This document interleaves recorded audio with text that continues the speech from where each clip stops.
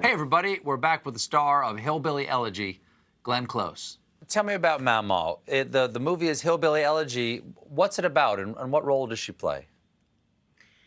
Mama is the matriarchal grandmother of J.D. Vance, who wrote the book. And she basically steps in at a time when he's in danger of really going off the tracks. He was a teenager and said, "You come with me."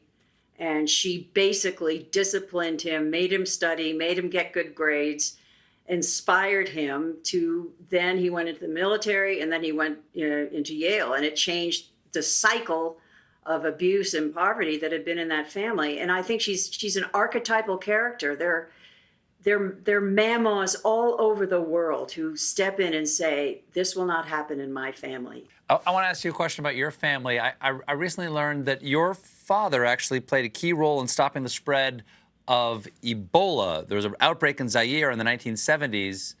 What did your father do? What was his occupation?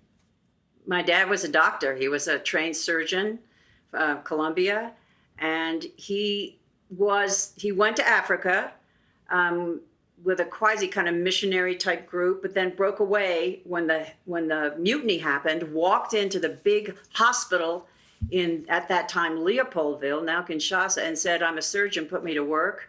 He worked all through the mutiny, and he stayed for 16 years. And he did remarkable work there. What did your And dad's... the last big event of his life was to help the CDC, who came to research, to find out what was killing people, help them get to Yambuku, where the first outbreak was, and basically organized all their transportation, how they got everything there. And yeah, he was quite important. That was the first outbreak. That's the first time anybody had ever seen or heard of Ebola. Did you ever meet anybody at the CDC who had worked with your dad?